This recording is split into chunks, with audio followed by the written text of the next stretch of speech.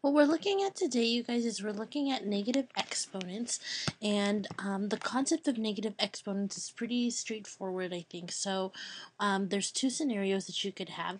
The first one is that you start here with a number that has a negative exponent, and it's in the numerator of a fraction.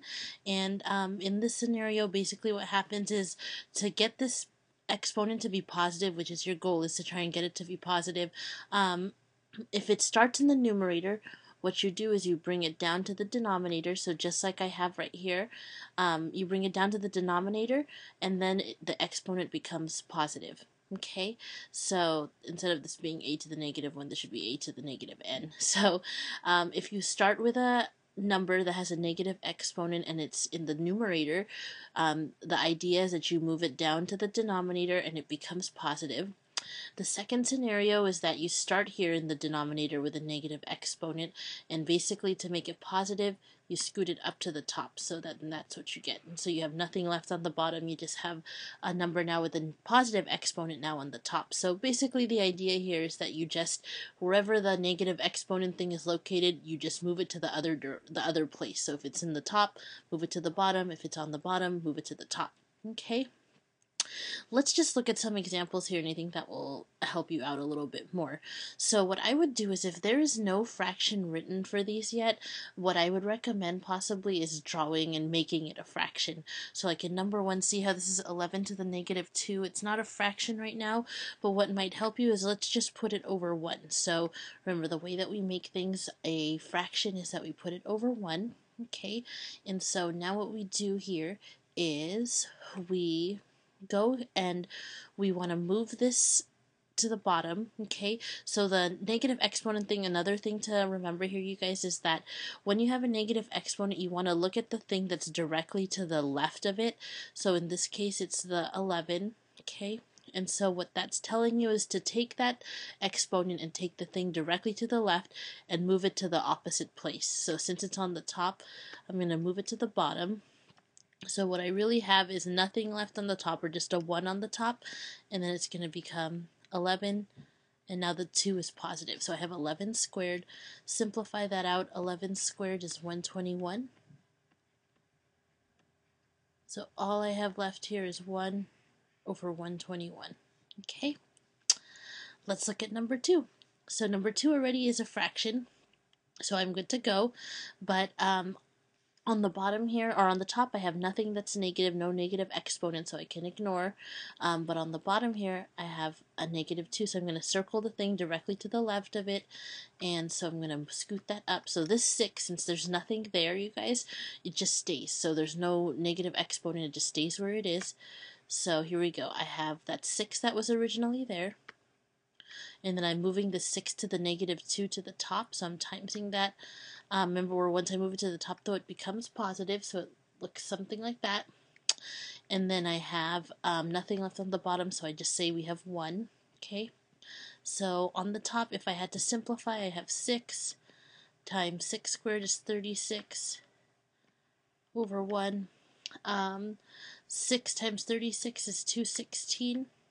And it's up to you. If you want to put that 1 underneath, you can, but you don't have to anymore because we're at our final answer. So you can either have 216, or if you have the 216 over 1, if you want to put that, that's okay. But you don't need to have the 1 when you give me the final answer at the end. So final answer for this is 216.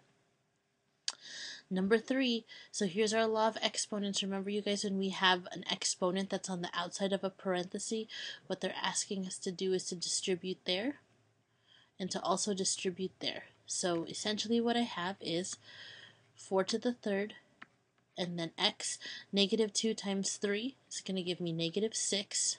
Okay, let's put this over 1 so that we can figure out what's moving and what's not. Let's look at each exponent. So the 4 to the third, the 3 is not negative, so it's just going to stay. X to the negative 6, that is negative, and remember, let's just circle the thing directly to the left of it. So that's just the x, not the 4 to the third, just the x is gets taken care of. So only the thing directly to the left of the negative exponent. On my next step here, the 4 to the third stays. The x to the negative 6 moves to the bottom, but now is positive. So final answer for this would be 4 to the third, which is 64. Okay, so remember that's 4 times 4 times 4. Okay, which would be 64 x to the sixth on the bottom. That's it. Okay, let's just keep practicing with this here. I have number 4 here on the bottom. And I have this -2 on the outside. So when that happens, what we do is we take this -2, and you know you're going to have to distribute it in, but you distribute it into the 3, but you also distribute it into the 2 there. So what I have really is I have 3 to the -2 over 2 to the -2. Okay, and so let's draw our fraction line. This 3 to the -2, the -2 is negative, or sorry, the exponent is negative, so I take the thing directly to the left, which is the 3, and remember what that means is this moves down.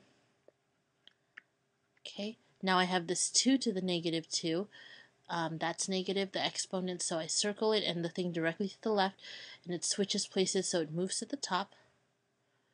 So I have 2 squared. Okay, so basically what happened was, because since both things were negative, they just both switched places here. So what I have here is on the top 2 squared is 4, on the bottom 3 squared is 9, and that's it. Final answer.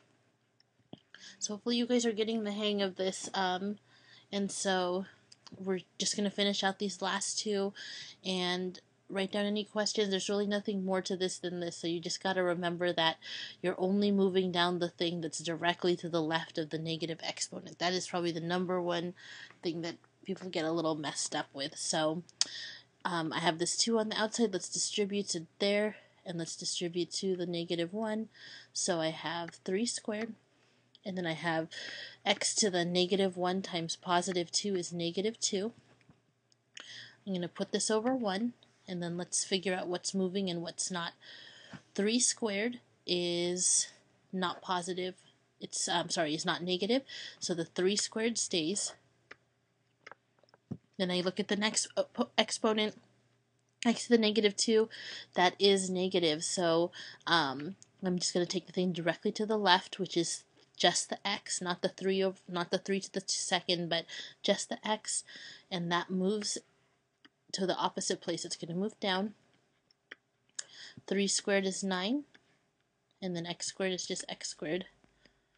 Final answer, 9 over x squared. Okay, last one. Here we go. 4 to the -5th, that is indeed negative, so it's going to scoot down. 4 to the -5th is also a negative exponent, so it's going to trade places. So basically the two things just end up trading places, right? 4 over 5 over 4 over 5. And let's be smart people here, okay? So looking at this, yes, we can try and figure out what 4 over 5 is. 4 to the 5th is, and we could try and work that out. But you guys know a rule. Remember, when you're dividing something that looks exactly the same, what is it? So like if I had like 2 over 2, you guys know that's 1, right? 35 over 35, 1. X over x, 1. Okay, so when you have two things that are exactly the same on top and bottom, it's just 1. So answer for this is 1. No work required. Okay, and that's it. So don't forget to take the quiz.